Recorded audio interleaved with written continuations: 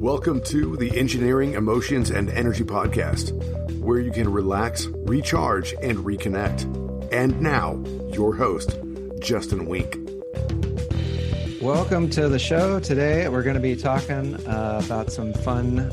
Well, if you're stuck, it's not so fun, but we're going to make it fun, and your life's going to be a lot more fun and enjoyable because we're going to be talking about food and related to trauma and using a cool little model called internal family systems. And I got a fantastic guest on the show. His name's Jared Levenson. He's a former binge eater who wrestled. He turned a Zen Buddhist monk. He's a counselor that utilizes internal family systems, and he also does nutritional wellness coaching.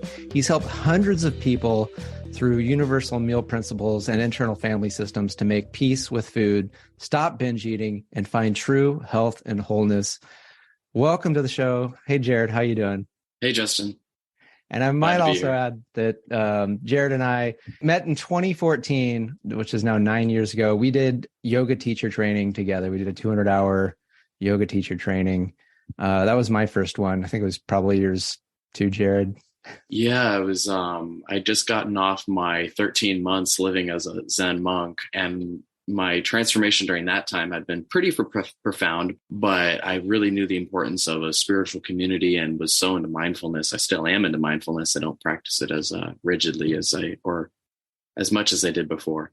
So yeah, then it was getting certified in yoga and meeting freaking Justin. And here we are today in Pacifica, like 8 years later, reconnecting. And it took a mutual friend who lives back where we did our yoga teacher training together to go, you two guys actually like live right next to each other. And it's like, oh, we do.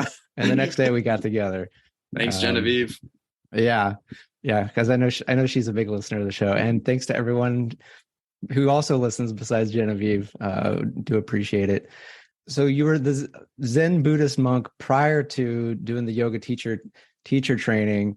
It was at that point, were there things with like food that were challenging for you already? And like, was that part of your path to like, how do I figure this shit out? Like, I think it was an entry point for sure. Just felt really bad about myself. Later on, I would learn that was shame, but I didn't have any words for it at that time. Felt really bad. I just knew something was wrong. I knew food was wrong. So I remember going to Tassajara, a Zen monastery in the coast of California. And I remember days we'd have every fifth day off. So you'd work 4 days. There was this schedule, mindful. And the fifth day I'd binge and I just food coma the whole day. So yeah, the mindfulness training, the schedule there really helped me. But actually, when I started teacher training with you, I would still say I was struggling. I think I didn't really know how to heal trauma or shame at that point in my journey. So it was all very helpful. And yeah, so that's kind of when I probably got into the yoga teacher training right about there and met up with you. Yeah. Because a lot of times when we kind of have that, like, no, this behavior is serving a purpose. That can definitely help with like the shame, right? Like, when it's like, you're not a bad person because you binged eat. It's like, that's just, you're trying to not hurt and not have an awful time. And I think sometimes because I still sometimes have trouble. Like, 100%. Like my mom passed away this past year, and it's like I've had lots of progress in how I eat and nutritional information and things like that. Yet it was like, oh my gosh, I live across the street from the Domino's Pizza, and I was starting to hit that thing up, every other day. And there's a little bit of like, hey, this is a rough time, and to just not add that extra shit on top of it, which I know I've done, and I know a lot of people is like, not only am I having the pain that's happening right now, but I'm also adding the pain that I'm not good because of how I'm dealing with it. And it's just that for me recently has been like, okay, I don't have to add more problems on the problems I already have. Yeah, I know. We get it. We tie ourselves in knots. There's, just grind our fists and teeth together and fight ourselves. That pain is so raw, and it can just bring up so many different parts. I didn't have any language of parts, but that's where I do feel internal family systems, understanding the system of parts, understanding. Before we get into that, I am a little curious about your story. Totally. did wrestling play a little part in your relationship to food, or that sort of being how, I don't know, maybe your relationship to your trauma or, manifested itself? Because I know, at least my experience when I was in high school, I knew the rest was like, oh, they have to make weight. And so, it's okay, going into the weigh-in or whatever, it's very strict. And then I would imagine after you weigh in or whatever, then it's like, all right, let's go balls out and just have whatever. And I can imagine that it can, in some ways, there's like, okay, I can have some control over what I put in my body and all these things, but then I'm sure that can lead to some shadowy stuff of, okay, I have this power and that can manifest in the not healthiest way. I'm just curious how that worked in with your story. Yeah. Thanks for bringing those questions up. Earlier we mentioned that food was the surface layer problem. So I do think there are these shadows underneath, which are the real cause of drives these things. But I think we get into exploring our pain and shadows because of these surface layer behaviors. In high school, I remember eating grapes because I'm supposed to be losing weight, and that'll help me lose weight because I'm going to be weighed in public after practice, and like the tournament is tomorrow or something. And there is that real pressure to make weight, and other stories too of that come to mind where I remember like going to a tournament and spitting like a gallon of saliva on the floor, to lose that weight. You can lose a lot of weight by spitting. Of course, it's stupid, because if you don't make weight, then you can't compete in the tournament. And does that mean like maybe like your team, you can't contribute to your team winning because it's like a points thing, it's individual, but you're also part of a team, right? It's definitely, exactly. Yeah. And there's shame. There's shame around not making weight. The paradigm is, weight is willpower, and, we're here to be tough. We're here to like dominate. We're here to fight. So if you're not that, then you're not tough. And the toughest can restrict, can handle the restriction, handle the deprivation, handle the, famine. Yeah. And so it's a sign of being tough. And it's a bit of a shame because like there's like a flip side of that can be, really awesome of like, a group of people that have a common goal and they're coming together and they're sort of supporting each other to get more than what anybody would be able to do individually. So there's some amazing stuff. And it's all so true how that gets communicated, and also from where somebody might be coming from of which messages they take in more. Because there can be the like, well, you're bad if you don't do this, so if that's what's accentuated, not the like, well, but, hey, we're doing it because of all these great things.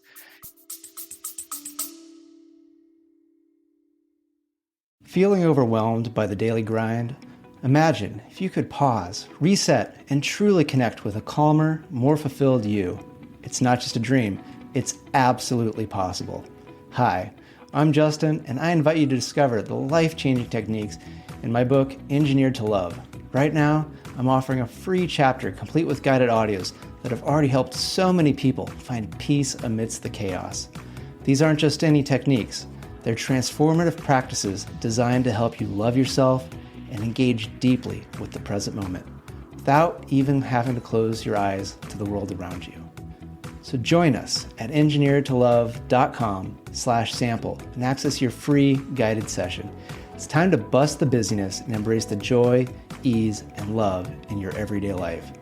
Don't wait. Start your journey to a more relaxed and recharged you today, because you deserve to live a life you love.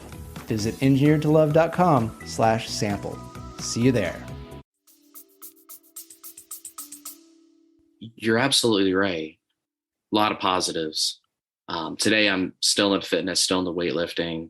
I'm grateful that I did wrestling in some ways. I do feel like I became tougher. Yeah. but so it's a mixed bag. And I think that's really important that we see both sides, yin and yang, Yeah. yeah. And so it sounds like for you that the wrestling really did associate eating and stuff with a lot more, shame and kind of like unhealthiness and things like that. Yeah. Later on, I'd realize I'm still in therapy. I still see a therapist. I've been working on my childhood attachments for better part of a decade now. And I know the eating symptoms were maybe not there for every wrestler, if you will. Not every wrestler maybe felt as much shame around food and weight cutting as I did. Wrestling was like the fuel, the gasoline. It was the spark that kind of spiraled, like a wildfire. It gets bigger, you start obsessing, and then the more you obsess, like there was already the fuel. There was fuel already was the fuel available. The fuel, yeah. The dry kindling was there, and there were signs of this kindling. In retrospect, I see this now. Of course, in the moment, I don't know anything about my emotions. I don't know how to feel my body. I don't know. What I've learned, and for those, some of you listening might be like, oh yeah, I get this. And then others are like, I don't get. To me, what I feel like, any pains or emotions or any behaviors that aren't beneficial, it's like there are signal that, hey, there's something we need to resolve and look at. But in the moment, it's just like, why does this hurt? Or why do I keep doing this thing that doesn't help me and maybe even hurts other people? And it's just like, what the hell? What was your path to starting to get out of that confusion, I guess, or that cycle? Yeah, the cycle. Yeah. I mean, in a nutshell, it's I graduate college earlier. I skipped college graduation. At this point, I'm really into meditation. I then decide to live at Tassajara for 13 months. I'm literally seeking enlightenment. And nowadays I do see that as spiritual bypass. Like, hey, let me just get enlightened and try to forget all my problems. That explains sort of my mindset back then. It was very serious. So yeah, I'm there for a year and a half. I'm like, okay, this enlightenment thing, it maybe isn't happening the way I want it to. I cannot connect with others. I don't know my emotions. I fit in because I'm white, I'm smart, I'm decent with people, but I'm all alone. I don't know. I didn't make any friends over there. I'm not in contact with any of them because I didn't have any social ties. I couldn't connect. I remember my Zen teacher. I had a Zen teacher who I actually became a lay ordained Buddhist priest. I had this bib. Like for a baby? It looks like a bib. I guess they call it a robe, but no, I'm laughing because it looks like a bib for a baby. Yeah, and it takes like 30 hours to sew. So but an adult Buddhist monk wears it? Yeah. You wear these black robes and you have this like blue. I think mine's blue and maybe it's gold or something. So a little flare on the black robe. Okay. Yeah. All right. You got to sew it like mindfully. The whole thing's like daily mindfulness. And so he told me, hey man, you got the discipline, but there's something missing inside of you. Yeah. There's a bunch of metaphors that I have for this. An astronaut floating in space, looking into the mirror and not seeing a reflection. This is the result of childhood trauma. My trauma was more of a neglect nature. Mm-hmm. Trauma comes in all different forms, sizes, and shapes. I was not physically, sexually, or verbally abused. So I don't have as much of a... it's not an exciting story. They're not going to make a great movie about it. Yeah, it's like that. Yeah, kind of in a way. Yeah, I get exactly. And like in the movies, like they always like to show like, a kid getting picked on and stuff. And, like that ends up causing something to happen in the movie. But in my experience, even the worst is just people not even knowing that you're even there. Like, who are you? Were you, you go to like the high school reunion and it's like, oh, we were in the class together, and yeah, or like, who are you? yeah, Like they just like you don't even matter. yeah, Like yeah, that's yeah, to be invisible. yeah, In some ways is even yeah. That's it. more That's it. more painful. And I know like I used to be a Confusing. real big fan of Howard Stern. That's actually how I got into meditation, because he would talk about it. And when I was miserable, I was like, well, maybe if it makes him less miserable, maybe it'll work for me.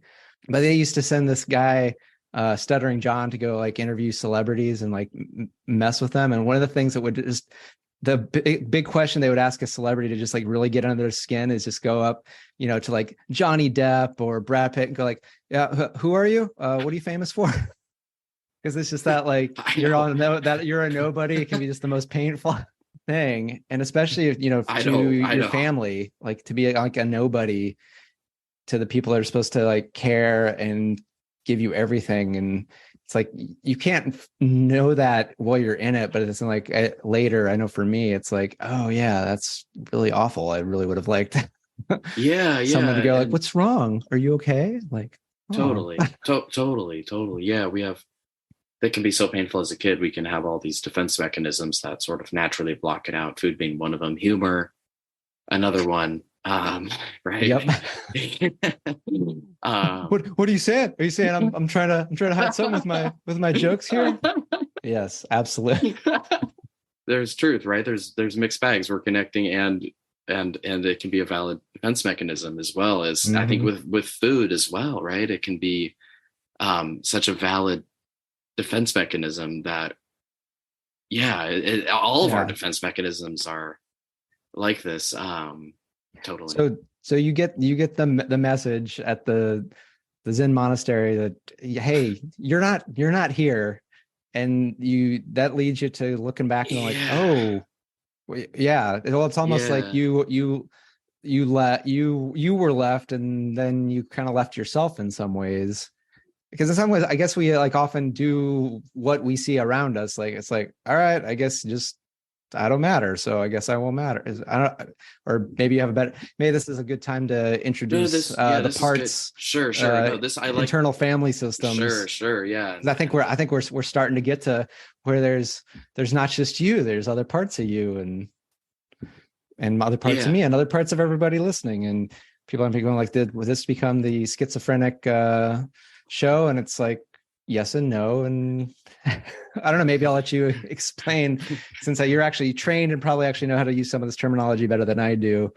So yeah. Well, I love it when a good conversation, I have so many different conversation threads that like I could go down. Well, you can go down. I'll summarize briefly the journey with the Zen monastery, because I think that sets us up for IFS and the 3-step process that I kind of teach overeaters how to walk through to heal their trauma and stop binge eating. The first step being nutritional. At the monastery, I had a regular schedule of eating. I was eating enough food. I did gain weight in the monastery. That was very important for my journey. So I stabilized my eating. I was not caught in the binge diet restriction cycle as much. I was studying mindfulness. I was studying mindfulness. And this brings me to step 2. So step 1 is sort of the nutrition basics, eat enough food, eat protein, etc. Not too much nutrition. That's about it. Like, it's not that complicated. It's just, that's step 1, nutrition. That's what I did at the monastery. I was also doing step 2, which I call mindfulness of triggers. And in IFS, they call it a trailhead. Maybe Justin, I could just ask you to, like, the image that comes to mind with a trailhead. What comes up for you when you hear the word trailhead? I guess I'm thinking of like, this could be a sign that says, and maybe there's maybe there's 2 possible ways to go. One's if you go this way, it's going to be a 4-mile, very steep, whatever, and maybe there's nothing to see there. Or the other is like, hey, this is an easy path, 1 mile, and there's a waterfall at the end. I don't know. It's a little bit. I come with like a trailhead, but just it's there's a way to go, and you could either go down it, not go down it, or maybe there's multiple things. I don't totally. Yeah, definitely. And you had mentioned earlier too. I forget what you said, but something about the triggers. You said triggers. I think another word for trailhead can be a trigger, or sometimes the word trigger it trigger sometimes triggers me. Yeah, I'll be honest lately. Yeah, there's a because it's been, I don't know, I seem to run into a lot of people that use it. And then sometimes I'm like, I'm glad you're aware of your behavior, but there's a little bit, it can be used in a disempowering way of just like, well, this happened. So then naturally I did this thing. And it's like, that's your tendency. Yeah. Yeah. Uh-huh. Yeah. There's not the energy of trigger. We're talking about the same thing, the trailhead, the trigger, but the trailhead maybe we is, should be define trigger for somebody that might not even know, because not everybody talks the same people you or I do, of like, maybe like a quick example that a trigger is, and then relate that to the trailhead terminology, which I think I might enjoy more. Yeah, because it was really when I started therapy after the yoga training that I did with you that I really started not being ashamed of my triggers. I feel like this is a huge turning point. Like when people can start turning towards their trigger, that's like step 2 is turning towards their trigger, looking. This is difficult work, but so a trigger is could be anything, but it's those moments where you lose control, you feel so angry, so pissed off. A hallmark sign of a triggering moment was feeling tremendous shame or guilt afterwards that lasts for a while. Yeah, I mean, I think we kind of all know what our triggers are. I know like one for me that I still kind of work on would be, if somebody would be really late for an appointment, that would trigger me into an angry state, and so I might, depending, like want to yell at the person or something like that. And it's, really, it's like, as I went to learn, it's like, oh, that brings up that I'm not feeling like I'm valued or important, and I don't like feeling that, and so then like, well, if I'm angry, then I'm going to do something. I'm going to become important. And so now I'm able to like recognize that and sometimes go like, okay, well, what's really going on here? And well, does it really matter? And sometimes I still do prefer people to be on time, and depending on what it is, it's like, yeah, if somebody's like late and not going to communicate it, I'm not going to hang out with them again, or I'm not going to do business with them. Totally. So it doesn't necessarily mean that just because you have the trigger doesn't mean that the behavior that caused the trigger should be acceptable necessarily, but it's like working with like, okay, well, what's a beneficial way to actually deal with something that happened? Because usually a trigger causes something that disrupts our life, makes it harder or harms ourselves or others. I think maybe that's often, so I would say, I don't know if that resonates with you. It totally does.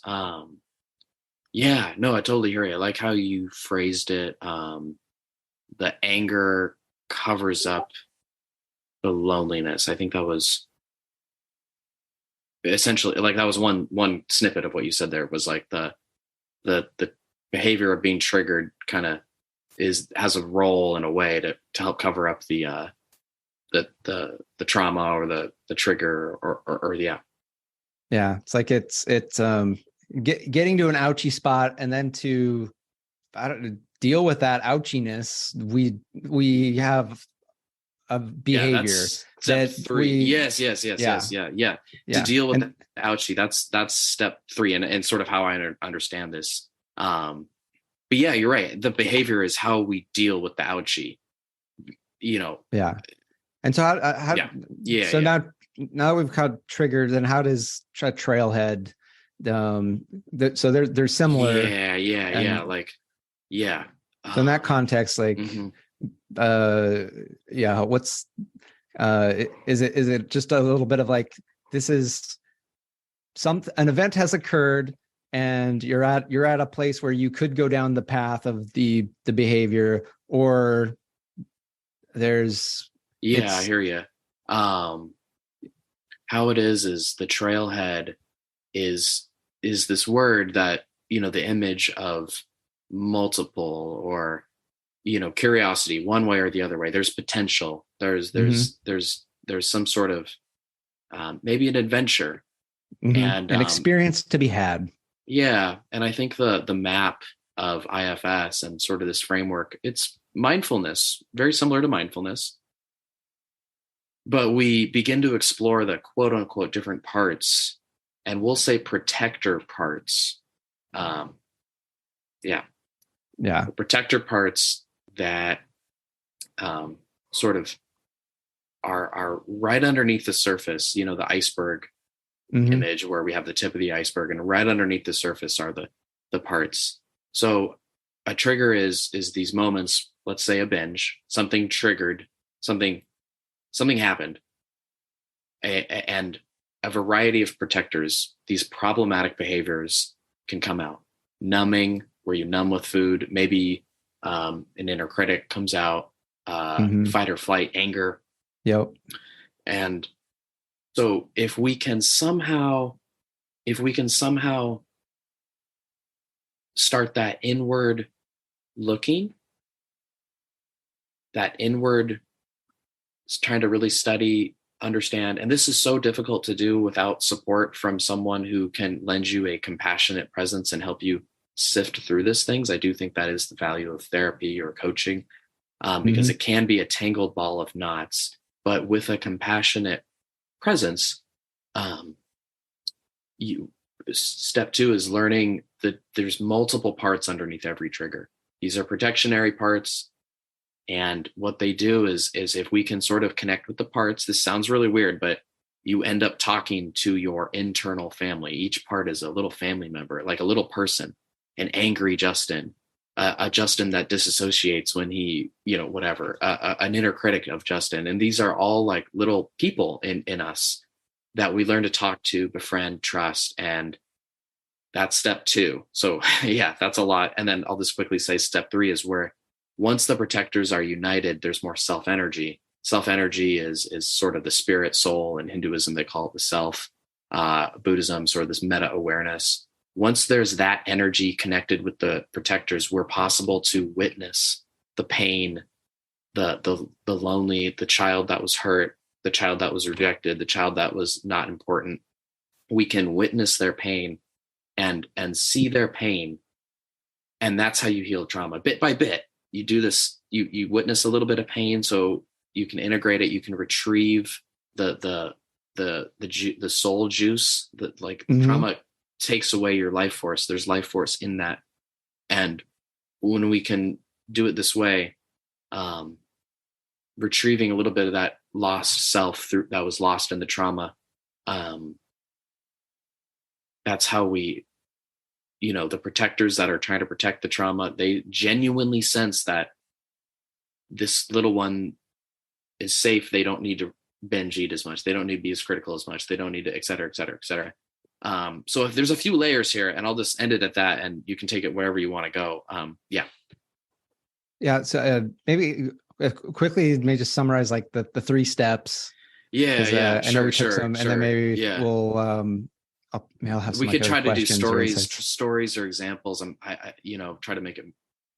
I don't know. However, we can bring it to life. The 3 bullets of this. Nutrition, triggers, protectors, mindfulness. That's step 2, and then heal, witness, trauma, pain. Step 3.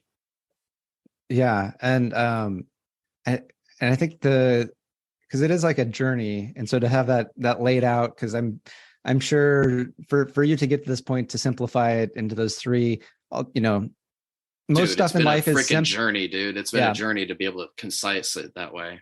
Yeah. So that's always the benefit of, learning from someone that's been there, is like, you don't necessarily have to go, you don't need to go spend 13 months at the Zen monastery. You don't have to yoga teach, you can just, if this is what's going on, let's go through it. Like, it's simple. It's going to take effort and discipline and some time, yet it's going to take way less time and be way less painful than trying to just go float around and whatever. Because your end is pretty much the end of probably, every process. Is that usually it's that you're the one that can make the change and work with things, and you don't have to, it's so much easier to work with somebody, but yet the real change is coming from within. Yeah. And it's like that being responsible, which a lot of people sometimes confuse with like, oh, it's my fault. And it's like, no, it's not that what's going on in your life is your fault. It's that you're able to respond in a way to like heal, change, make it better. Like, it's like things happened in the past. That shit happened. Like that wasn't your fault. when we're adults, it's on us to figure out like, well, okay, how do I work with that? It's my life. Cause I've even had like, experience with like one of my parents where they said the exact same thing that, I always wanted them to say. And it's like, well, that didn't actually fix anything. Cause it's like the internal process that needs to happen. And it's like you as an adult had a conversation with your parents. Yeah. And it was, my mom was like, oh, a kid. Yeah. Yeah. Like I really, I see that was kind of messed up. When the dog died and I just kind of said, yep, we put the dog down and I didn't talk to you about it because she was like, I was just hurting so much. And it was like, I didn't magically become happier. It was helpful in some ways, but it wasn't like the magic wand that I think I had in my head. So I still had all of me to work with and learn how to soothe myself and work with the different parts. So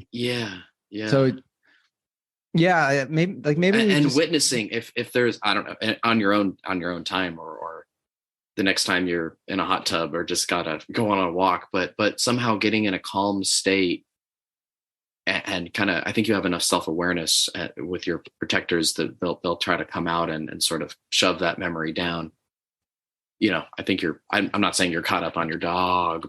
It sounds like you've done a lot of work on that, but yeah, no, for working with trauma, it's going back to the age, the memory that the thing happened, and with the self, the awareness, the presence, the calm, the love that the therapist can help a client get. The therapist can kind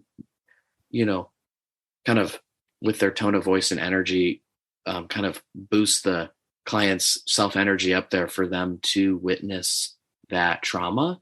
But then once the trauma is witnessed with the alignment of the protectors, with the protector's permission, that's very key, working with the protector's permission.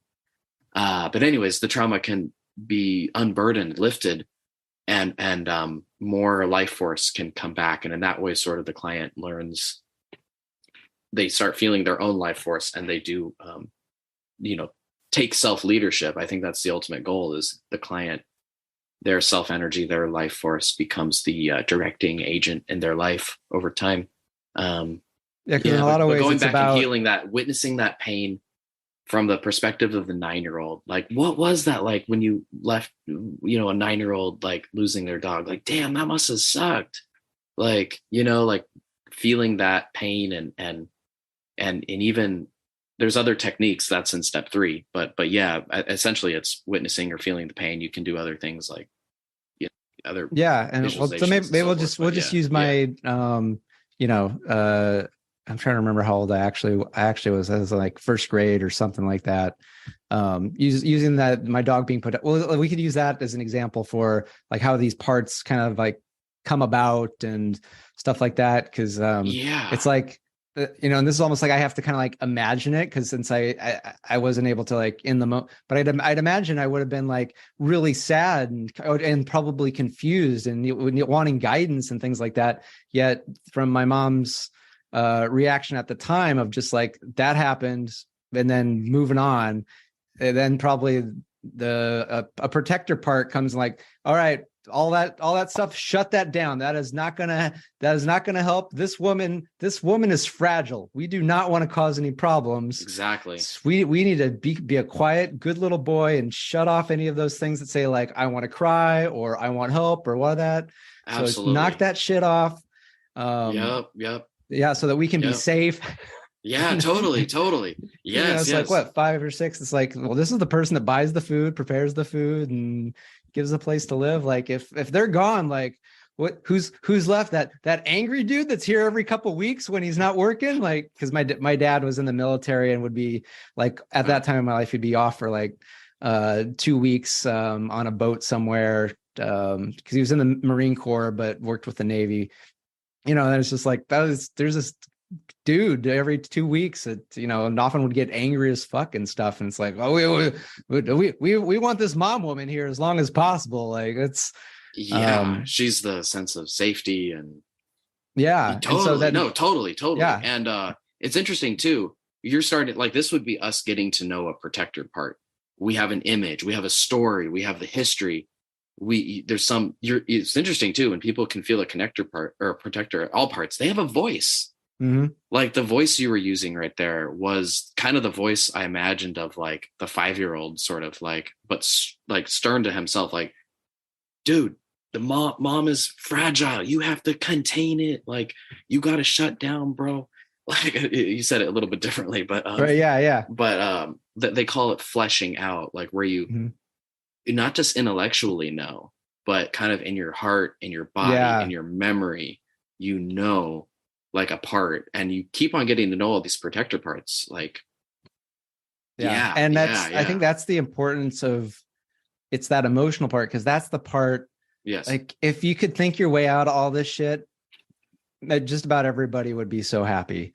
But it's like you try. It was an emotional thing that happened, so it's got to be an emotional thing that kind of works it. And then also, and I don't know, one thing that I've also been learning is so much of what starts to hurt or become sickness in the body is just stored up emotional junk.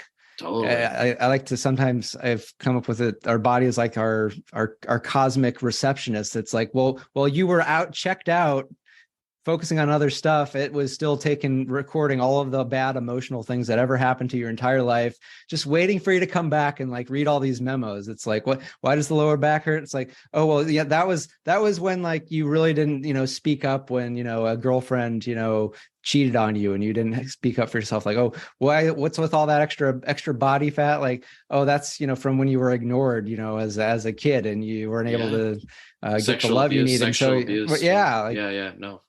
Yeah. It's like the body's has a record of like all the stuff to be worked on. And when it's seen that way, to me, it's a little bit like, oh, okay, there's a purpose. It's trying to help me. Just, I didn't understand the message. I just thought my body was being a dick and hurting me and doing all these things I didn't like and having all these urges, like fucking urges sometimes. And then it's like, oh, well, you're letting me know you needed something. I needed something. One story comes up to mind with the physical symptoms being a part. I think it's totally true. Of course, not all physical symptoms are like this, but sometimes a part is like a spring and it contains all the energy, and it's like a spring that can't release. And I know these parts, they fight each other. The protectors, they fight each other. There can be different ones. There can be different ones. Yeah, it's like I have a numbing part, but I definitely have an angry part too. Yeah, and they can fight each other. It's like, all right, motherfucker, let's go. I'm going to take you out. And yeah. They can fight each other too. Oftentimes, like a controlling part versus a binge part. Like, bro, I'm going to eat now because okay. Where was I going with this? The embodied, yes. Something about the parts, the symptoms. Yes. There's one woman currently working with really a lot of anger. Anger is a big protector because it makes her strong and powerful. She can remember, anger giving her a sense of power, and she understands how it helps her stay safe, to protect herself physically. Oftentimes, she has another part of her who tries to contain her anger by making her feel nauseous. Because when she's angry, she'll do things that she regrets. She lashes out at people. It leads to a lot of people pushing her away. Mm-hmm. Very lonely. So this nausea part of her, she's discovered, sort of steps in to make her so weak, nauseous. Like literally when she gets angry, she's furious, but she's also simultaneously like starting to feel nauseous. So she can't really act on her anger. And so it's just an example of how parts can manifest physically, how they can fight each other, and freaking how confusing this shit can be. Like, that's why I love the map of the protectors, the firefighters, and the managers that IFS provides, with the exile in the center of the circle, the exile being the trauma in step 3, and the outer perimeter of the circle being the parts, the protectors, managers, firefighters, etc. So it provides a little bit of a map that really helps people sort of sort through these different layers and parts of the emotions. See it from a different perspective, a higher level. Because it's one of those, because what I think, I don't know, my experience is like when you're don't have this awareness, it's almost like a method actor. Like they forget they forget that they're playing a part, and you think like, oh, I am this asshole. I am this, or I am this weak, whatever. And it's like, no. That's just a role you can play. And when you zoom out and you can see like, oh, these all have good qualities in the right time and place. It's just when they're misused, that's when they cause harm. Because like even binge eating, it's like, if you want to like win at a food eating contest, like that, bring in your binge eating part. Like fucking A, man, that's going to get you to win. And what, you know, it's like there's literally like any quote unquote bad thing, I feel like you can always find like a good of it. I mean, you can see the good in the past, and then there's probably likely a time that you go like, oh, I'm glad I have this in my back pocket that I could use it. It might be a weird time like that. No, totally. I mean, but it's like, hey, you got the tool, just don't use it unless, okay, it's actually for a purpose that you want. Yeah, I hear you. And respecting it, loving the tool, I think that's the going like, hey, you're a good tool. I thank you. You're a good part. Yeah, and the other part you mentioned was the blending, the you become the depression, you become the anxiety, you become the obsession. That's what they call blending. It's when there's not enough self energy, a part essentially takes over the system. Let's say you get triggered. So let's say an exile, a trauma, something about you that holds the inner pain. It gets triggered. You get rejected. You get whatever, long day at work and just depleted of energy and famished. All these can be triggers for that hit the underlying pain. A protector comes out and it starts trying to cover it up. And then the part is the one controlling the system. It's the one in the driver's seat, right? That the binge is now in control. So a big goal of this whole thing is to, when you start to study these parts, is that they start to unblend. And as they unblend, the person becomes more of their true self, which I think is the coolest thing. And why I love IFS is because to me, it totally parallels all religions. I feel like all religions point exactly to this place of calmness or compassion, presence. Like when the parts step back, there's more of that. There's more of that comes forth. And you can feel it in your body. It feels joyful. Yeah. And that self-energy. Yeah. People discover that within themselves as they sort of reclaim their authorship. All of them. All of them. Yeah. The parts instead of fighting each other, the energy is accessible to be used. It's not that the binge part goes away. The binge part is your best part at taking care of your comfort and warmth and helping you soothe. That part of soothing, comfort, and warmth is still valid. It just gets transformed when the binge part can see the trauma is being healed and it doesn't need to do it anymore. Yeah, it becomes easier to consciously do something else that is probably soothing, uplifting in a more beneficial way. Yeah, and the binge part really has to see the inner kid being healed. It has to stand on your shoulder and see the inner kid being healed, and that way it will truly feel the sense of safety it needs to actually stop binging. That's like, important. We're not telling it to stop. We're not. Yeah, it's a little different. It's like I'll circle, because going back when you were a wrestler and it sounds like you're practically like binging on grapes, because it's like, well, these are okay. I should still be able to make weight. And I'm guessing you probably ate what many would consider a ridiculous amount of grapes. Yeah. I remember like, dude, I'm freaking so sick of these. Yet there's you can do it where you can binge on a grape, on the experience of just like the anticipation, like the pulling the grape off of the stem, and then the feeling in your fingers, like a very mindful, and then just like putting it in and like feeling it like against your teeth. And then just that first bite and the juice squirt, like, there can be a way where you can be, just getting so much from a little thing in life. Yeah, certainly people can learn to enjoy food mindfully, even cheeseburgers, cakes, etc. Definitely that's possible. And I've done it, but I don't do it often. If it's somehow associated with trauma, like if... Oh yeah, then it's going to be... Basically, you can't force that to happen. Oh yeah. In my opinion. You're right. You're absolutely right, Justin. Yeah. People can learn to like I'm going mindfully with eat and once the switch trauma their, is, then that part can find like other ways to yeah, it becomes possibly it unfreezes it. Yeah, because right, so yeah. because like these Because I wouldn't kids, tell someone that's been like binge eating to yes, what? Well, exactly. why don't you just really enjoy a grape? I'm like, no. It's like, yeah, that's okay. Yeah, it exactly. would be like after the 3-step process, it's like, hey, well, let's try eating a grape this way and see how Yeah, that it's like ran. the binge part is like this kid in a dark room who doesn't know anything, and as you learn and relate to the kid that binges more, he can grow up and see the world for it is. You kind of have to hold his hand, but then in a way it'll be very authentic when he finally says, oh, like I'm going to enjoy this grape. It's coming from a much different place instead of like, oh, why don't you just, and you know what I'm saying? So yeah, thanks for that little distinction. Yeah.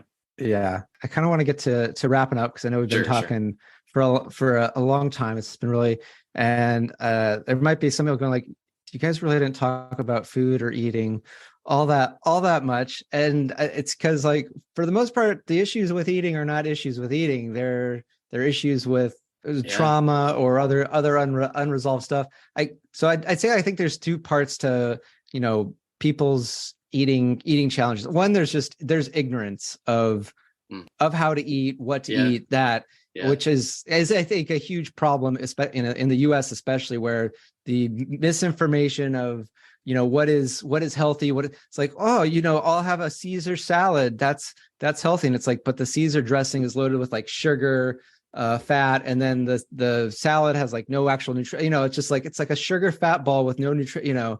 But people might think like, oh, I'm eating healthy, and it's like, and let me just add too that you're right, you're absolutely right, and the amount of food anxiety, the amount of the weight loss industry is a $70 billion industry. I think that's not including food programs, and people are confused too. Like they've had so many different diets, so many different ways of eating. They have a freaking master's degree in nutrition, but because there's so much information, they have a hard time processing and making decisions. So yeah, that's another side of the coin. But yeah, no, nutrition. I could get into how many nutritionists well, it's only been like 2 that I met with, and I end up educating them about nutrition because they went to the Kellogg's cereal school of nutrition, which is actually closer to true than untrue. But it's heart healthy grains, and you want to have your 3 meals and 3 snacks. And then after they get out of school, they start. That's pretty standard. Yeah. But yeah. Standard American diet. Sad. Yeah. But what I found is, there's a point where it's like, well, okay, I know what to do. Why am I not able to do it? That's when all this emotional work and working with trauma and that's a protector part. That is a protector part. Yeah. Trying to keep you safe and so really getting to know the history of that part. And yeah. That's your step 1 and your step 2. And the step 3 is, I'm guessing, like bringing it all together. Yeah. Step 3 is the protectors, like that lazy part that says, oh, I can't do it. Like once these protectors, they step back, they literally step back and give you more space. They allow you to witness the inner child. They allow you to literally feel the pain that the child went through, literally feel the pain that is in the body. This is fundamentally, by the way, a biological release. The pain is stored in the body. It's stored in the memories and history and cellular history of the traumatic event. And when we go into the story and the memory and the recollection of that traumatic event, we can witness it from the present moment, heal the pain, release it, and the burdensome beliefs that come along with it, like I'm worthless and so forth. So that's step 3. Yeah. And on one part, it's like, that sounds like so much work. It does. It is a lot. I know. But then the other thing is, it's like, but this is you can do it. You can do it, and it's worth it. It is worth it. And your body is like going like, yeah, I get you can't handle this now, but you're going to be able to handle it at some point. This is going to be your growth. This is going to be. It's gonna be good for you. This is your vegetables. Yeah, this is your medicine. And once you start taking the medicine, you start to enjoy it. I don't know about you, but there's a lot of stuff now where I'm like, it takes a few months to. I say it takes a couple months. It's uncomfortable. It's weird in the beginning, and but no, you're right. But then it's always what's the alternative? I know. the best case is the same misery pain that you've been living, but usually this shit just gets worse. Yeah, and that's why I want to thank you too, by the way, Justin, for allowing or just kind of asking questions about these 3 steps, because so many people it's not like they're not trying. They've actually tried hundreds of times before and they just failed every time, or it feels like that. And I hope people can see the little difference in the model, how this is working with trauma to release the protectors. It's a different approach, and learning the theory of it, I hope can give people like, that buoy, that life vest. Yeah. They can go through these dark waters, and there's a reason the waters are dark. It's the protectors fighting each other who are. Yeah. And there's a way to the other side. To me, I think the biggest thing is like, you don't have to necessarily travel those waters completely alone. You can have either somebody who's been there before, or on your side, or, right behind you going, you got this. And if you're looking for that, I'd highly recommend connecting with Jared, looking up his coaching, eatingenlightenment.com. He's also got a YouTube channel with some great videos and things like that. So that'll all be in the show notes. So look up, Jared Levenson, eatingenlightenment.com. So you can find out about, his programs, connect with him. And so, yeah, today is just a taste to get your intellect, but really you got to like go through it. It's got to be experienced, and the relief, the freedom, you're a much calmer, more relaxed guy than 9 years ago when we first met. And we met at yoga teacher training after he had been going 13 months at his end. So I know, right? Dude, I've come a long ways. I really have. So thank you for having me. Appreciate it. And thanks for the conversation. Yeah, thanks everybody. Take care and good day. If you want to contact the show, email me at podcast@justinwink.com. That's Justin, WENCK. And find me on social media, Justin Wink, Ph.D. on Facebook, Instagram, LinkedIn, TikTok, and YouTube. And if you want ways so that you can relax, recharge, and reconnect, find the Tuesday 20 every Tuesday at 12:05 p.m. Pacific. It's only 20 minutes, and it's going to get you relaxed, recharged, and reconnected. It's on YouTube, and it's on Facebook. So looking forward to seeing you there.